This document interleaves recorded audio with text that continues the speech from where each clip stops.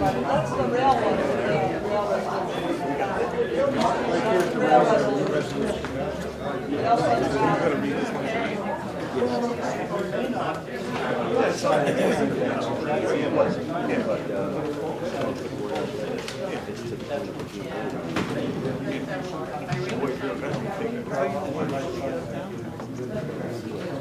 Yeah, no, I mean, I was using it.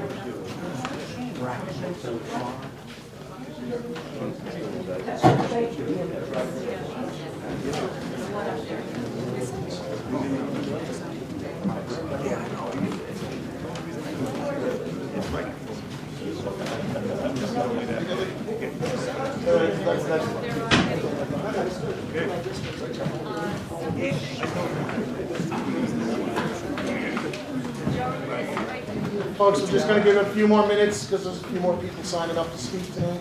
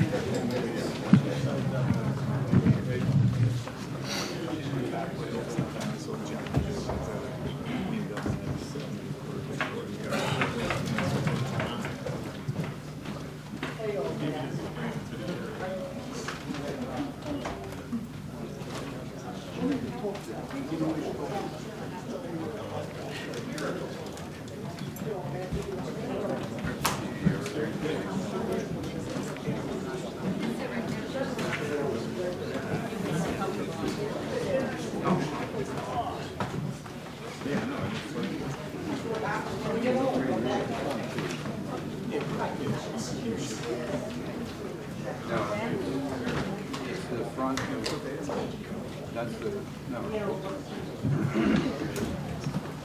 It's one of the stages.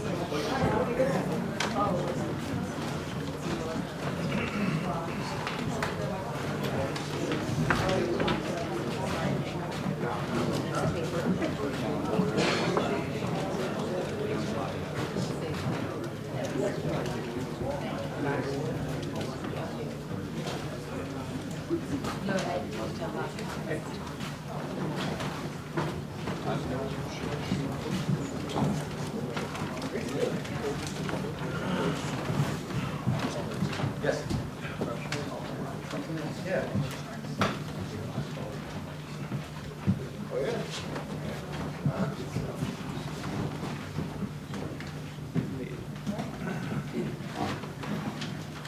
We go down and put one in the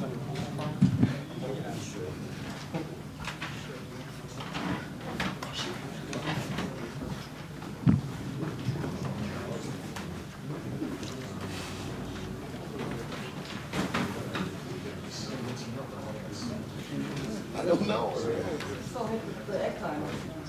I'm gonna smash the next one. That's what's gonna happen. Yes.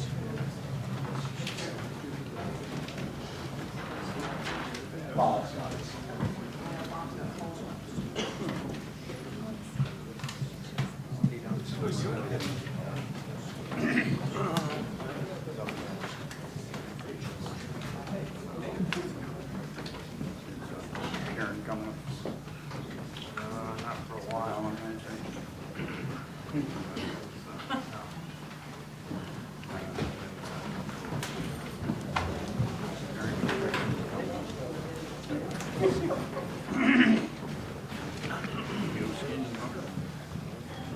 Go skiing.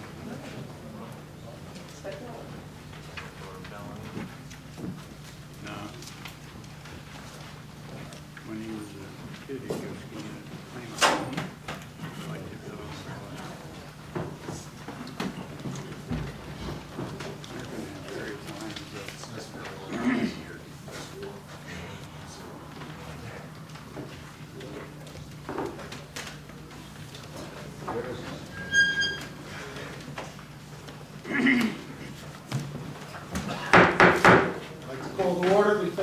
meeting for the Shandaken Town Board. Please rise for the Pledge of Allegiance.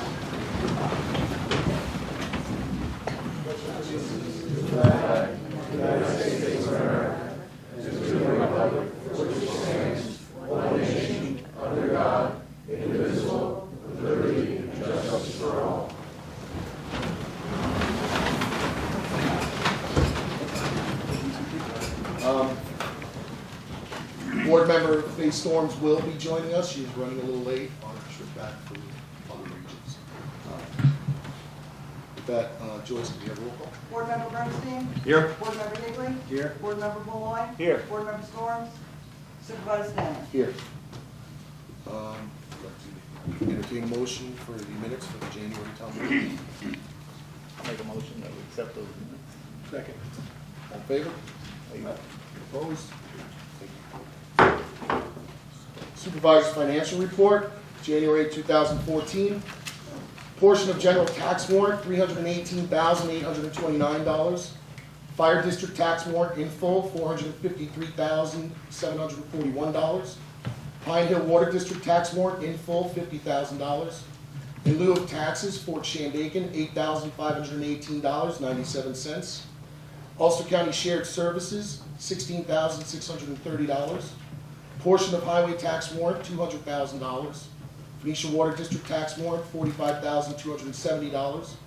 Police fees, $30. Ambulance fees, $27,267.83. Phoenicia Water rents, $1,978.59. Time Warner, $16,647.26. Phoenicia Water District interest, $3.41. Phoenicia Library rent, $300. Phoenicia Library electric reimbursement, $191.27. Justice fees, $13,501. Town clerk fees, $87.65. Building permit fees, $3,004.25. Dog licenses, $27.50. Town clerk permits and codes, $230. Highway interest, $86.97.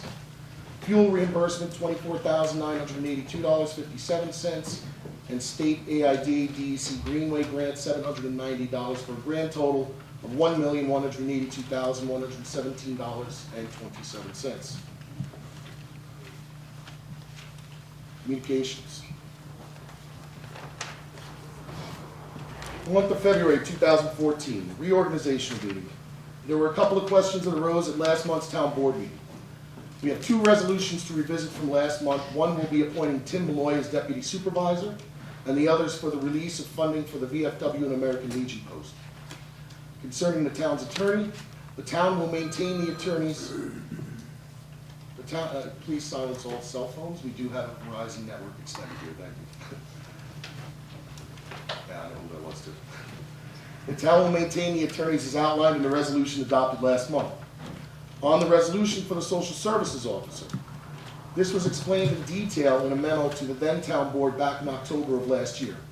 This action really entailed the HEAP program and necessity to have someone available at a standard number during weekends and holidays during the winter months when we receive calls for heating fuel. Chief McGrath operates a ski shop in town and is there during the entire winter on those days. The job does fall to me by default, but without compensation. The heart of the issue comes when an emergency fuel delivery cannot be made due to fuel delivery schedules or weather.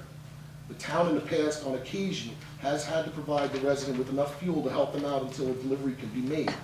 The resident then reimburses the town for the fuel. On those occasions, the police department collects and delivers 5 to 10 gallons of oil to the resident. I will retain these duties without compensation as a town board member, cannot also be a compensated employee of the town under state law. Railroad. We have a resolution tonight concerning the options being discussed for the Ulster and Delaware Railroad corridor, owned by Ulster County and currently leased by the Catskill Mountain Railroad. We have reworded the original resolution to try and illustrate more clearly our intent of supporting the continued operation of a cultural tourist attraction that benefits our local tourism. We are also trying to show our support for a trail network between our communities. The resolution is requesting that both the entities involved cease their legal actions and sit down to resolve this issue. It goes further to explain the physical degradation of the corridor that exists today from Phoenicia to Big Indian. The corridor is not contiguous in this section, and as I relayed in several conversations over the past few weeks, that is not to say that other lands adjacent to what was the U&D corridor could not be accessed to create a linear trail between these areas. But that would take a much more detailed investigation and negotiations to procure those properties. I will also remind everyone that this is a memorializing resolution and nothing more than a request to both entities involved. Ultimately, it is a county-owned asset, and the county holds final decision on the use of any of its assets. Engineer and planner. The town has multiple projects coming out of several areas. Most notably, the New York Rising Communities Committee will have at least 5 to 10 large projects involving infrastructure, flood resiliency, and emergency operations. We also anticipate a few more stream projects to complete this year, in addition to planned recreation projects, local flood hazard analysis work, continuation of stormwater projects, etc. The highway superintendent and I have discussed this since Irene and feel this is the most efficient way for the town to approach this activity rather than go out individually for each and every project. This engineer planner will not be responsible for any portion of the Bel Air Resort review process. The planning board will be taking on that issue through their own process. The successful firm has to show previous dealings within the West of Hudson watershed and understanding of the regulations and permitting processes of all the agencies involved in working in Shandaken. We will set a special meeting to review the applicants, and depending on the number of responses, may choose to select a firm at that meeting or select at a subsequent meeting. Scenic Byway Catskill Collaborative. Excuse me. Part of the procedure for the continuing application for Scenic Byway status requires that the Scenic Byway establish a formal board of oversight for the byway. The proposed resolution outlines establishing the Route 28 Municipal Leaders Group as that entity.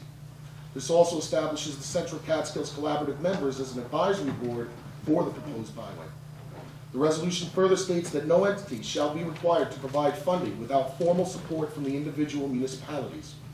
It requires that before any vote is taken by the Board of Directors, the Route 28 supervisors and mayors, each member must receive approval or denial from their individual governing boards. This forces each municipality to make public any requests from the towns and villages along the byway, thereby keeping the public informed of all byway activities and proposals.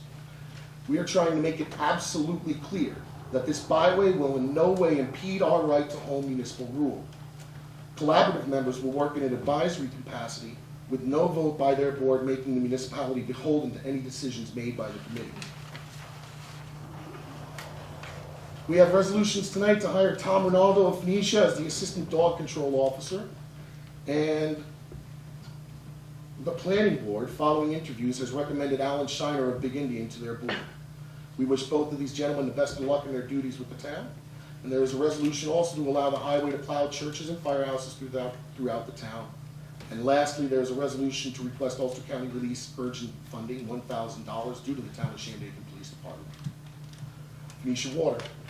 I'd like to extend my thanks to Rick Riccadella and Phoenicia Water District Commissioner for staying on top of the recent issues within the water district.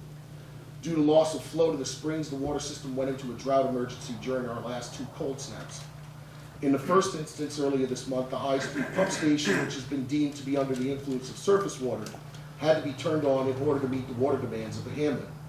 A boil water order was issued as a precautionary measure during the time of the High Street pump's operation and for a day or 2 following the shutdown of that well, once water levels fell within the normal operating limits.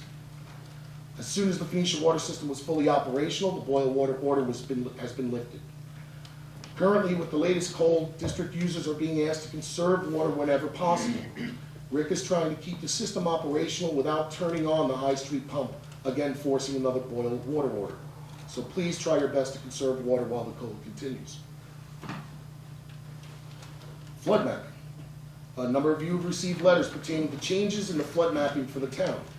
These letters were sent to many property owners who may have portions of their property located within the floodplain.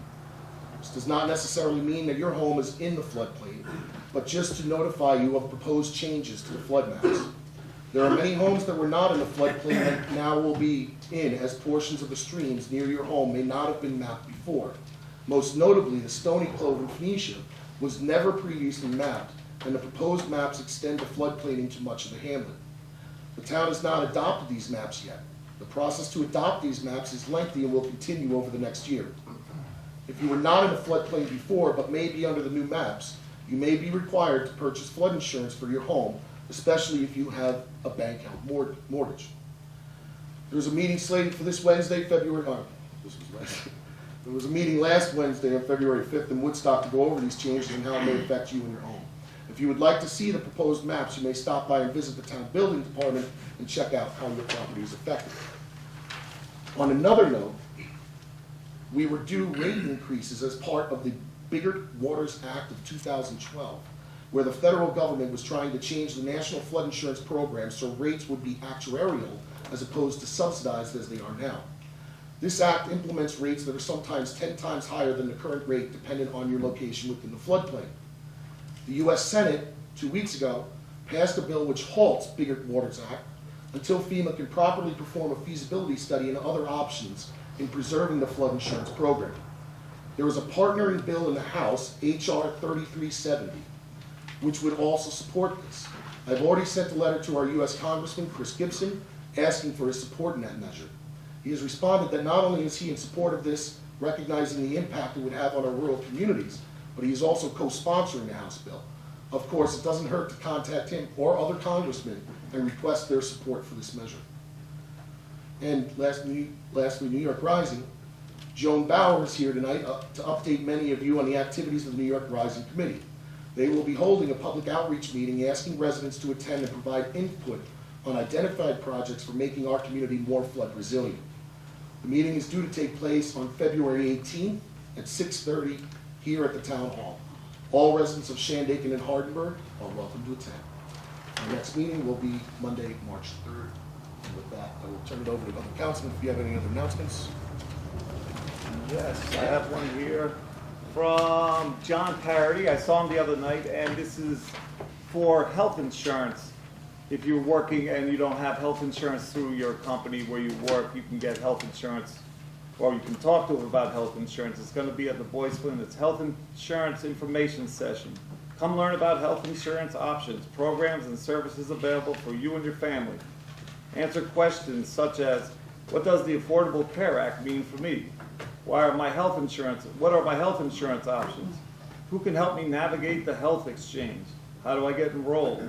What are health homes? So all these questions will be answered, and if you have questions for you that you need, you can just come down and see it. It's Thursday, February 13th at the Boys Flynn between 5 and 8. Who is he representing? Is he paid by an insurance company to do this? It's Or is he- sponsored by Ulster County legislator John Parody and the Institute of Family Health. Okay, thank you. This is for the veterans of the town of Shandaken, or actually the Ontario School District. In December, Governor Cuomo had an amendment to the New York State Real Property Tax Law 458A. What that does is allow veterans who have a 15% knockoff on their school taxes, 25% for combat veterans and 35% for combat disabled veterans. I talked to Ann McGillicuddy. She had raised this amendment with the school board at the last meeting on, let's see, 18 February, that's Tuesday, 6 p.m. at the Bennett School. The school board's going to have a vote on it in order to take it up. They have to do that before March 1st, so we will be eligible for the following year. So I'm asking all veterans to attend that meeting, again, 6 p.m., 18 February, Tuesday, or contact your school board members and advise them if you'd like to have that voted on and approved. Thank you. Rob, now that we've got some of the railroad people here, I just wanted to, and I've told them personally, but I just wanted to give a whole-out thank you for what the railroad has done for Shandaken the past 31 years, bringing business to this town. It's unbelievable. The volunteers are second to none here, and I just wanted, from this board, to let you guys know you guys do some job. So, thank you. Want to communications? With that, I'd like to invite Joan Bauer. She's one of the co-chairs for the Shandaken Hardenburg New York Rising communities. We're going to try to keep this concise. Got some other things to take care of tonight, I guess. Good evening. As you all know, emergency preparedness is everybody's business. The melting snow and the spring rains are just around the corner. And we all need to know what we're going to do when the waters start to rise. Where are we going to go? Is our community prepared? As Rob noted, I'm Joan Lawrence Bauer, and I'm a longtime Shandaken resident and business person throughout the region. And I, with the Shandaken Community Rising Group, have worked hand in hand with our neighbor Hardenberg to try to come up with ways to make our communities more resilient and to try to come up with ways to build back better than we were before. I hope by now that everybody here has heard of the New York Rising Communities Reconstruction Program, because it could be the key to getting $6 million, $3 million for us, $3 million for the town of Shandaken, to better prepare ourselves to survive these natural disasters when they happen. In each New York Rising community around the state, there are local people, stakeholders, working together to try to come up with ideas for the best way to do this, the best way to get the best bang for the buck, if you will. And I'm serving as one of those stakeholders on the Shandaken Committee. We've met regularly for months now, and we've had 2 major public meetings, and our 3rd public meeting is coming up. And it could definitely be the most important public meeting yet, because now we have surfaced a lot of very, very specific projects. Projects that came from the ideas in our meeting, projects that came from our public officials, and projects that came from the public. We've done a lot of public outreach, we've done surveys, we've done interviews, and we have in fact had all of these public meetings, but we really need people to come out and weigh in on these ideas at our 3rd public meeting. So as Rob noted, that is going to be held on February the 18th, right here in Town Hall in Shandaken. And for those of you from Hardenberg or those of you watching on TV, the address is 7209 Route 28. Here for the 3rd public meeting for the New York Communities Rising program.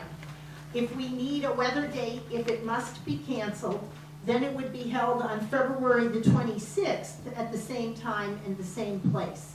So I hope that everybody will turn out, make their voices heard, and be part of the solution. Thank you. Thank you, Joe. What time? 7 o'clock. 6:30.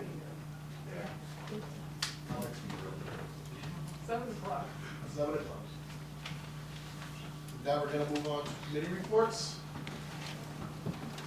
Mr. Rich.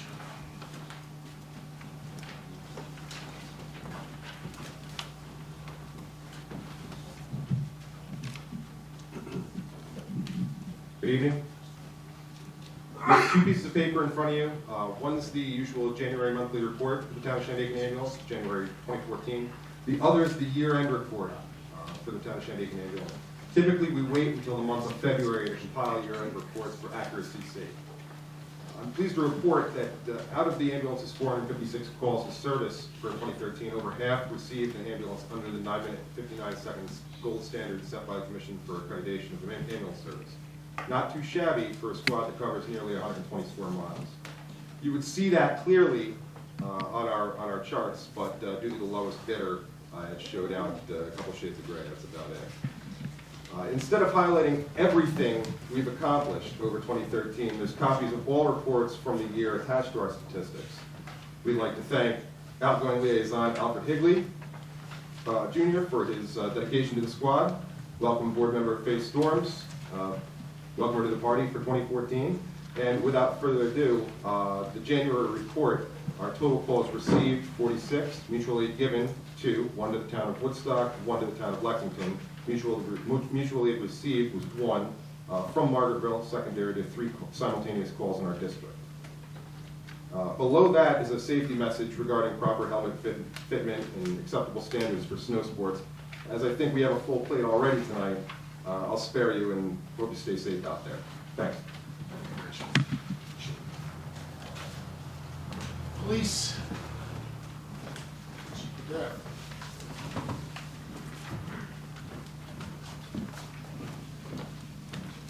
Good evening, everyone. This is the January 2004 monthly statistical report for the Shandaken Police Department. In January, we handled 16 accidents, 1 with an animal, 2 with personal injury, 13 property damage, 2 animal complaints, 7 AIDs, 1 bad check, 4 burglaries, 6 check on welfare, 1 criminal mischief, 1 custody dispute, 6 disabled vehicles, 7 domestic disputes, 1 brush fire, 2 structure fires, 1 found property, 1 fraud, 1 harassment, 1 illegal dumping, 4 misdemeanor larcenies, 9 lockouts, 1 lost property, 19 medical calls, 1 mental health, 3 requests for patrols, 6 requests for assistance, 2 serve order of protections, 9 security checks, 1 suspicious activity, 1 suspicious vehicle, 1 traffic hazard, 1 traffic post, 3 unwanted subjects, vehicle and traffic complaints 8, 2 warrant arrests, 1 search warrant, and 6 abandoned 911 calls. We covered 6,500 miles. We made 11 arrests, 24 traffic tickets.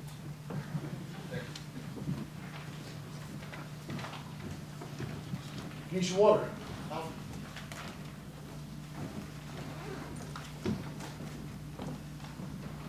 Good evening, everybody. Been away the last week, so I'm coming up to speed pretty slowly. But Rick filled me in on what was going on today, and that the water system seems to be functioning much better, fortunately. And he's going to give you details on that in a few minutes. Next meeting for us will be on the 19th.